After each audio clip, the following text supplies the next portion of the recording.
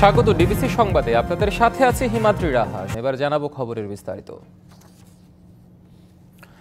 গণতন্ত্রের পক্ষে একসঙ্গে কাজ করতে বিএনপির শীর্ষ নেতাদের পরামর্শ দিয়েছেন চেয়ারপারসন বেগম খালেদা জিয়া। উন্নত চিকিৎসার জন্য মঙ্গলবার রাত 11টায় লন্ডন যাচ্ছেন বিএনপি চেয়ারপারসন। কাতারের আমিরের পাঠানো একটি বিশেষায়িত এয়ার অ্যাম্বুলেন্সে ঢাকা ছাড়বেন তিনি। রাজধানীর গুলশানে বেগম খালেদা জিয়ার বাসভবন ফিরোজায় স্থায়ী কমিটির সদস্যদের সাক্ষাৎ শেষে এসব কথা জানান বিএনপি মহাসচিব মির্জা ফখরুল ইসলাম আলমগীর।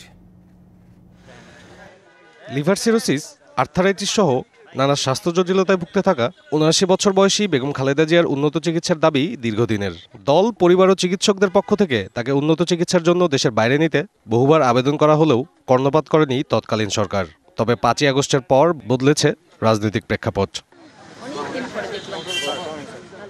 বেগম জিয়ার চিকিৎসার বিষয়ে আলোচনা করতে রবিবার রাতে তার সাথে সাক্ষাৎ করতে যান বিএনপির সর্বোচ্চ নীতি নির্ধারণী ফোরাম স্থায়ী কমিটির সদস্যরা। সাক্ষাৎ শেষে এ নিয়ে গণমাধ্যমের সাথে কথা বলেন দলটির মহাসচিব। আগামী ৭ তারিখে তিনি সম্ভবত রাতে তিনি লন্ডনের উদ্দেশ্যে যাত্রা করবেন তার চিকিৎসার জন্যে।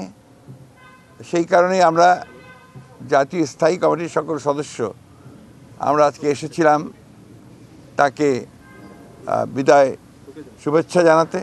দলের শীর্ষ নেতাদের বেগম জিয়া দিক নির্দেশনা দিয়েছেন বলে জানান বিএনপি মহাসচিব।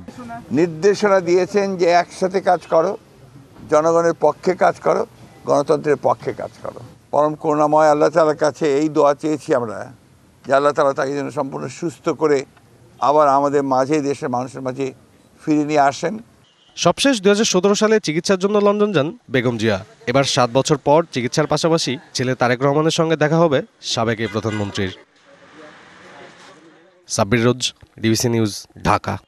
রাজনৈতিক দলগুলোর সাথে আলোচনার ভিত্তিতে জুলাই অভ্যুত্থানের ঘোষণাপত্র তৈরি করবে সরকার। তবে কবে নাগাদ আলোচনা শুরু হবে তা স্পষ্ট করেননি প্রধান উপদেষ্টা প্রেস সচিব শফিকুল আলম। জানান, সাবেক প্রধানমন্ত্রী শেখ হাসিনাকে ফেরানোর বিষয়ে ভারত আনুষ্ঠানিকভাবে কিছু জানায়নি। এদিকে সাংবাদিক দম্পতি সাগর রুনি হত্যাকাণ্ড দ্রুত পুনর্তদন্তে পিবিআই কাজ করছে বলেও জানান শফিকুল আলম। রবিবার বিকেলে ফরেন সার্ভিস একাডেমিতে দেশের চলমান বিষয় নিয়ে গণমাধ্যমের মুখোমুখি হন প্রধান উপদেষ্টার প্রেস উইং। হাসিনার যে হরর যে স্টোরিটা, যে সে কি ভয়ানক কাণ্ডগুলো করেছে, অনেকে আসলে ইন্ডিয়ান প্রেসের অনেকে জানতোই। এ সময় জুলাইয়ের ঘোষণাপত্র নিয়ে কথা বলেন প্রধান উপদেষ্টার প্রেস সচিব। ফোন কল পেয়েছি যে এটা কদ্দূর, এটা ডেভেলপমেন্ট কি, আমরা শুধুমাত্র এটা বলতে পারি এটা নিয়ে কথাবার্তা হচ্ছে এবং এটা নিয়ে সামনে পলিটিক্যাল পার্টিগুলোর সাথেও কথাবার্তা হবে এবং আমরা আশা করছি যে আপনারা এই বিষয়ে সামনে আরও ডেভেলপমেন্ট দেখবেন। সাবেক প্রধানমন্ত্রী শেখ হাসিনাকে ভারত থেকে ফিরিয়ে আনতে সরকার অবস্থান তুলে ধরেন তিনি। শেখ হাসিনার ব্যাপারে আমরা তো বলেছি, আমরা একটা নোট ভার্বাল পাঠিয়েছি, সেই অনুযায়ী আমরা অফিসিয়ালি এখনও আমরা কিছু শুনিনি তাদের কাছ থেকে। এটা আমাদের টপ প্রায়োরিটি, তাকে ফিরিয়ে এনে আইনের সম্মুখীন করা, বিচারের সম্মুখীন করা। সাংবাদিক দম্পতি সাগর রুনি হত্যাকাণ্ডের পুনঃতদন্তের পিবিআই কাজ করছে বলে জানান শফিকুল আলম। নভেম্বর মাসে একটা টাস্ক ফোর্স করে দেওয়া হয়েছিল এই সাগর রুনি হত্যাকাণ্ডের আবার নতুন করে ইনভেস্টিগেট করার জন্য। Mahmudul Hasan Nazim, DBC news, Dhaka.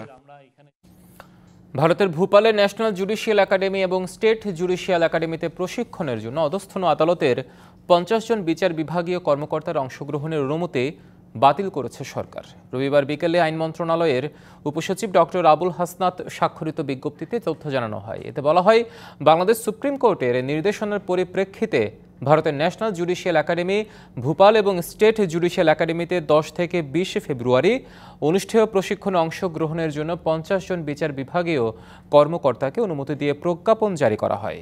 Supreme কোর্টের নির্দেশন অনুসারে প্রজ্ঞাপনটি বাতিল করা হয়েছে। শুধু টিউলিপ সিদ্দিক নয়, এবার শেখ হাসিনার আরেক ভাগ্নি টিউলিপের বোন আজমিনা সিদ্দিক রূপন্তীর নামেও যুক্তরাজ্যের লন্ডনে বিনামূল্যে পাওয়া একটি ফ্ল্যাটের সন্ধান মিলল। যুক্তরাজ্য ভিত্তিক সংবাদ মাধ্যম দ্য সানডে টাইমসের প্রতিবেদনে উঠে এসেছে এমন তথ্য।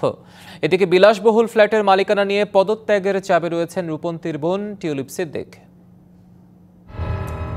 যুক্তরাজ্যে ক্ষমতাসীন লেবার পার্টির মন্ত্রী টিউলিপ সিদ্দিকের পর এবার উত্তর লন্ডনে তার ছোট বোন আজমিনা সিদ্দিক রূপন্তীকে বিনামূল্যে দেয়া আরেকটি ফ্ল্যাটের সন্ধান মিলেছে।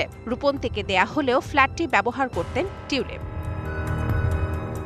এ ব্যাপারে সংবাদ প্রকাশ করেছে যুক্তরাজ্য ভিত্তিক সংবাদ মাধ্যম দ্য সানডে টাইমস। ফ্ল্যাট উপহার নেয়ার খবর প্রকাশের পর চলমান তদন্তের মধ্যে থাকা যুক্তরাজ্যের সিটি মিনিস্টার টিউলিপের বোনের এই নতুন তথ্য সামনে আসলো। প্রতিবেদনে বলা হয় ২০০৯ সালে মঈন গনি নামে বাংলাদেশি আইনজীবী উত্তর লন্ডনে একটি ফ্ল্যাট টিউলিপের বোন আজমিনা সিদ্দিকের নামে হস্তান্তর করেন। পরে আজমিনা বিনামূল্যে ওই ফ্ল্যাটটি টিউলিপকে ব্যবহার করতে দেন। এর আগে ব্রিটিশ গণমাধ্যম ডেইলি মেইলের এক প্রতিবেদনে বলা হয় লন্ডনের কিংস ক্রসে একটি বিলাসবহুল ফ্ল্যাটের মালিকানা নিয়ে তোপের মুখে থাকা ব্রিটিশ সিটি মিনিস্টার এবং বাংলাদেশের ক্ষমতাচ্যুত প্রধানমন্ত্রী শেখ হাসিনার বোনের মেয়ে টিউলিপ সিদ্দিক পদত্যাগের চাপে রয়েছেন। বিষয়টি নিয়ে জানতে চাইলে উপহার পাওয়ার কথা অস্বীকার করে জানান ফ্ল্যাটটি তার বাবা মা কিনে দিয়েছিলেন। নানা সময় ভিন্ন তথ্য দেওয়ার পরিপ্রেক্ষিতে টিউলিপ ওই ফ্ল্যাটের মালিকানা কিভাবে পান সঠিক ব্যাখ্যা দিতে না পারলে টিউলিপের পদত্যাগের দাবি জানান ছায়া স্বরাষ্ট্রমন্ত্রী ম্যাট ভিকার্স ও বিরোধী দলীয় আরেক নেতা বেন ওবিস জেকটি। ডেইলি মেইলের খবরে আরও বলা হয় প্রতিবেদনটি তৈরির জন্য বিভিন্ন অভিযোগ নিয়ে প্রশ্ন করলে আইনি পদক্ষেপ নেয়ার হুমকি দেন টিউলিপ সিদ্দিক। শোভন শাহমিন দিশা, ডিবিসি। শক্তিমান অভিনেতা প্রবীর মিত্র মারা গেছেন। রবিবার রাত 10:10 রাজধানীর একটি বেসরকারি হাসপাতালে চিকিৎসাধীন অবস্থায় মারা যান তিনি। এফডিসিতে জানাজা শেষে আজ বাদ জোহর তাকে আজিমপুর কবরস্থানে দাফন করা হবে।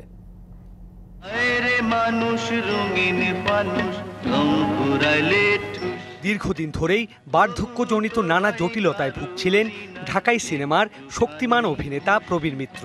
22 ডিসেম্বর গুরুতর অসুস্থ অবস্থায় 81 বছর বয়সী এই অভিনেতাকে ভর্তি করা হয় হাসপাতালে। অভিনেতার ছোট ছেলে সিফাত ইসলামের দেয়া তথ্য অনুসারে চলচ্চিত্র শিল্পী সমিতির কাছ থেকে কোনো সহায়তা না পাওয়ায় তার পরিবার অভিনেতার উন্নত চিকিৎসার জন্য সরকারের সহায়তা চান। কিন্তু কেউ পাশে দাঁড়ানোর আগেই পৃথিবীর মায়া ত্যাগ করলেন এই শক্তিমান অভিনেতা। ভালোবেসে মুসলিম নারীকে বিয়ে করে ধর্মান্তরিত হয়েছিলেন প্রবীর মিত্র। প্রয়াত এইচ আকবরের জলছবি চলচ্চিত্রে অভিনয়ের মধ্য দিয়ে রূপালী পর্দায় অভিষেক ঘটে প্রবীর মিত্রের। অভিনয় জীবনের শুরুর দিকে নায়ক হিসেবে বেশ কয়েকটি চলচ্চিত্রে অভিনয় করেন। নবাব সিরাজউদ্দৌলা সহ বেশ কিছু চলচ্চিত্রে গুরুত্বপূর্ণ চরিত্রে অভিনয় করে হয়ে ওঠেন কিংবদন্তি শিল্পী।